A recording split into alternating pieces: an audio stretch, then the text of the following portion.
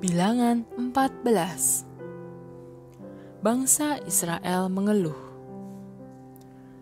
Sepanjang malam umat Israel berteriak-teriak dan menangis-nangis. Mereka mengomel kepada Musa dan Harun dan berkata, "Lebih baik kita mati di Mesir atau di padang gurun ini. Biar kita mati saja. Untuk apa Tuhan membawa kita ke negeri itu? Nanti kita mati dalam peperangan dan istri-istri serta anak-anak kita ditawan. Bukankah lebih baik kembali saja ke Mesir?" Lalu mereka berkata satu sama lain, "Baiklah kita memilih seorang pemimpin dan kembali ke Mesir." Lalu Musa dan Harun sujud di depan seluruh rakyat. Yosua anak Nun dan Kaleb anak Yefune, dua di antara mata-mata itu merobek pakaian mereka tanda berduka cita. Mereka berkata kepada seluruh rakyat itu, "Negeri yang kami selidiki itu luar biasa baiknya. Kalau Tuhan berkenan kepada kita, Ia akan membawa kita ke sana dan memberikan tanah yang kaya dan subur itu kepada kita. Janganlah melawan Tuhan, dan jangan takut terhadap orang-orang yang tinggal di negeri itu. Sebab dengan mudah kita akan mengalahkan mereka. Yang melindungi mereka sudah meninggalkan mereka, dan Tuhan menyertai kita. Jadi janganlah takut." Seluruh rakyat mengancam hendak melempari mereka dengan batu sampai mati. Tetapi tiba-tiba orang-orang itu melihat cahaya kemilau Tuhan muncul di atas kemahnya. Musa mendoakan umat. Tuhan berkata kepada Musa, "Berapa lama lagi orang-orang ini melawan aku? Sampai kapan mereka tidak mau percaya kepadaku, walaupun aku sudah membuat begitu banyak keajaiban di antara mereka? Aku akan membinasakan mereka dengan mendatangkan penyakit menular. Tetapi engkau akan kujadikan bapak dari suatu bangsa yang lebih besar dan lebih kuat dari mereka." Lalu Musa berkata kepada Tuhan, "Ya Tuhan, nanti orang Mesir mendengar hal itu. Padahal dengan kuasa-Mu Engkau telah membawa kami keluar dari negeri itu, dan mereka akan menceritakannya kepada orang-orang di negeri ini yang telah mendengar bahwa Engkau, Tuhan, menyertai kami. Mereka sudah mendengar juga bahwa Engkau menampakkan diri kepada kami waktu Engkau berjalan di depan kami dalam tiang awan di waktu siang, dan dalam tiang api pada waktu malam. Jika Engkau membunuh seluruh umat-Mu ini, maka bangsa-bangsa yang pernah mendengar tentang kemasyhuran-Mu itu akan mengatakan bahwa Engkau membunuh umat-Mu di padang gurun karena Engkau tidak mampu membawa mereka ke negeri yang telah Kau janjikan. Sebab itu, Tuhan, saya mohon, tunjukkanlah kekuasaan-Mu kepada kami dan laksanakan apa yang sudah Kau janjikan. Engkau telah berkata, 'Aku, Tuhan, tidak cepat marah. Aku menunjukkan kasih-Ku dan kesetiaan-Ku dengan berlimpah-limpah. Aku mengampuni orang yang berdosa dan yang melawan Aku. Biarpun begitu, kesalahan orang tua akan kubalaskan kepada anak-anak dan cucu-cucunya sampai keturunan yang ketiga dan keempat. Sekarang, Tuhan, karena besarnya belas kasihan-Mu dan Engkau setia kepada janji-Mu, saya mohon, ampunilah dosa orang-orang ini seperti Engkau telah mengampuni mereka sejak mereka meninggalkan tanah Mesir." Lalu Tuhan menjawab, "Baiklah, aku akan mengampuni mereka seperti yang kau minta. Tetapi aku berjanji demi diriku dan demi Aku yang hidup dan berkuasa di bumi ini, bahwa dari orang-orang ini tak seorang pun masih hidup untuk memasuki negeri yang telah kujanjikan kepada nenek moyang mereka, sebab mereka tidak mau taat kepadaku dan terus-menerus mencobai Aku. Padahal mereka sudah melihat cahayaku yang kemilau dan keajaiban-keajaiban yang kulakukan di Mesir dan di padang gurun. Tidak, mereka tidak akan memasuki negeri itu. Dari antara mereka yang melawan Aku, tidak seorang pun akan menginjak negeri itu. Tetapi tidak demikian hamba-Ku Kaleb. Ia tetap setia kepadaku. Sebab itu aku akan membawa dia ke negeri yang telah dimasukinya. Sekarang orang Amalek dan orang Kanaan tinggal di dataran itu. Tetapi daerah itu akan menjadi milik keturunan Kaleb, hamba-Ku itu. Besok kamu harus berbalik dan pergi ke padang gurun ke arah Teluk Akaba."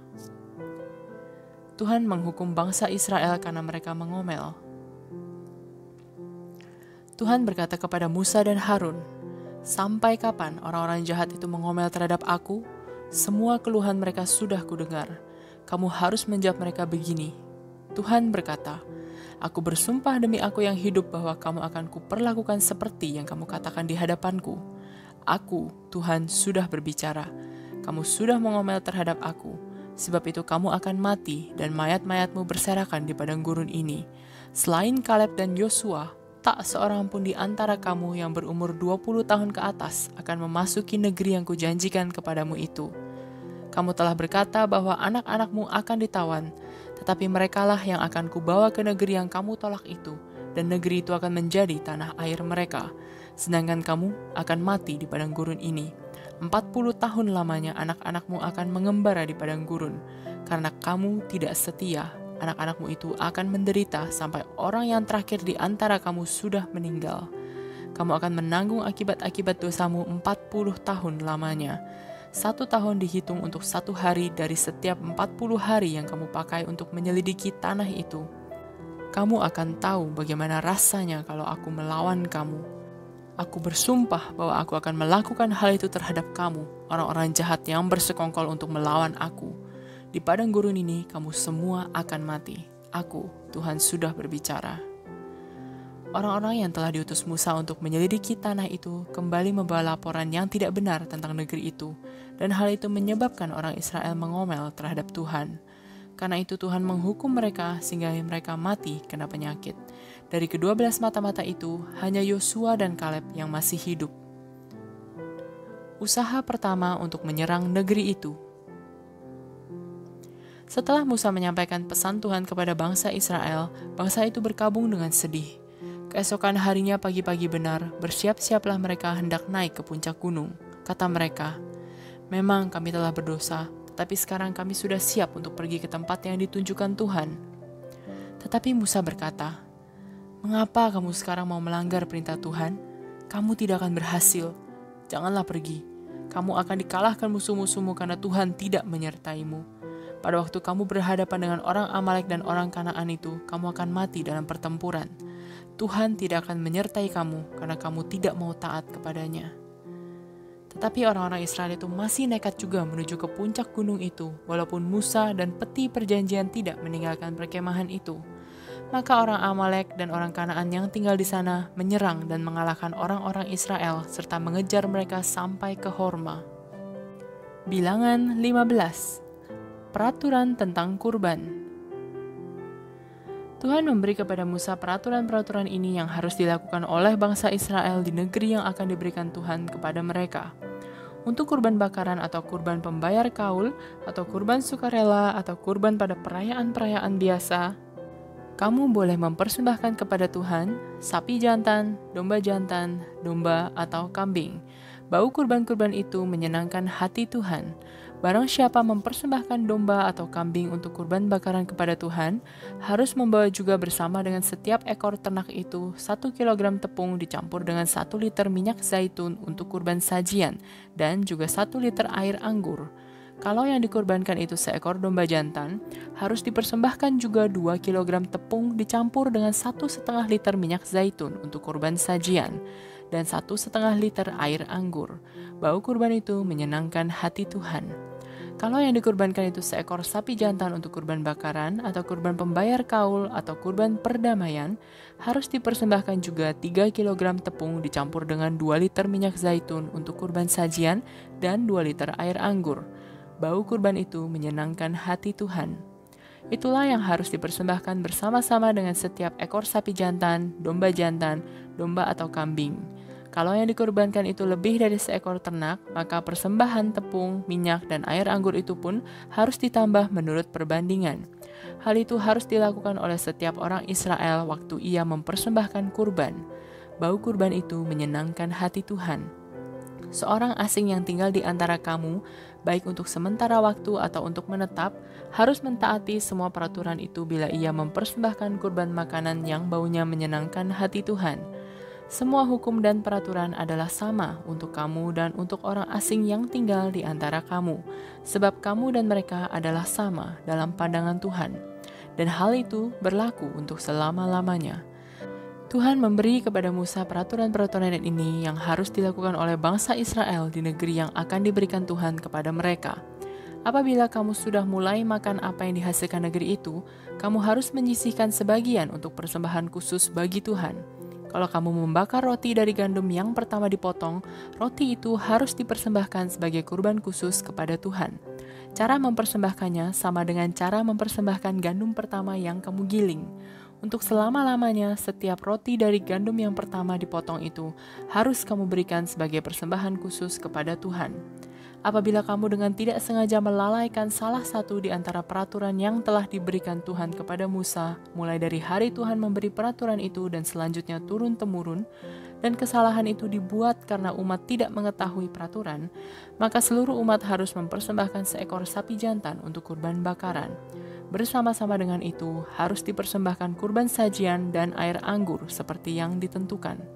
Bau kurban itu menyenangkan hati Tuhan. Selain itu, harus dikurbankan seekor domba jantan untuk kurban pengampunan dosa. Lalu imam harus melakukan upacara pengampunan dosa untuk umat. Maka mereka akan diampuni karena kesalahan itu mereka buat dengan tidak sengaja, dan karena mereka sudah membawa kurban pengampunan dosa serta kurban bakaran kepada Tuhan. Seluruh umat Israel dan orang asing yang tinggal di antara mereka akan diampuni karena semuanya terlibat dalam kesalahan yang tidak disengaja itu. Apabila satu orang saja berdosa dengan tidak sengaja, maka ia harus mengorbankan seekor kambing betina yang berumur 1 tahun untuk kurban pengampunan dosa. Imam harus melakukan upacara pengampunan dosa di hadapan Tuhan supaya orang itu diampuni dosanya. Peraturan itu berlaku juga untuk siapa saja yang berbuat dosa dengan tidak sengaja, baik dia itu orang Israel atau orang asing yang menetap di antara mereka. Tetapi kalau seorang Israel atau seorang asing dengan sengaja berbuat dosa, dia meremehkan Tuhan. Orang itu harus dihukum mati karena ia melawan Tuhan dan dengan sengaja melanggar perintah Tuhan. Orang itu mati karena salahnya sendiri. Orang yang melanggar peraturan hari Sabat. Pada waktu orang Israel berada di padang gurun, seorang laki-laki kedapatan sedang mengumpulkan kayu api pada hari Sabat. Orang itu dibawa menghadap Musa, Harun, dan seluruh umat, lalu ditahan karena belum jelas ia harus diapakan. Tuhan berkata kepada Musa, "Orang itu harus dihukum mati. Ia harus dibawa keluar perkemahan, dan di sana seluruh umat harus melempari dia dengan batu sampai mati." Maka seluruh umat menggiring dia keluar perkemahan dan melempari dia dengan batu sampai mati, seperti yang diperintahkan Tuhan. Peraturan tentang rumbai-rumbai.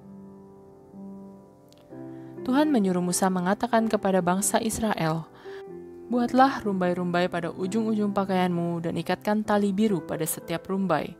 Itu harus kamu lakukan turun-temurun. Rumbai-rumbai adalah untuk peringatan. Setiap kali kamu melihatnya, kamu ingat akan segala perintahku dan menaatinya. Dan karena itu kamu tidak akan melupakan aku untuk mengikuti keinginan dan hasratmu sendiri. Rumbai-rumbai itu akan mengingatkan kamu untuk mentaati semua perintahku, sehingga kamu benar-benar menjadi milikku. Akulah Tuhan Allahmu. Aku membawa kamu keluar dari Mesir supaya aku menjadi Allahmu. Akulah Tuhan."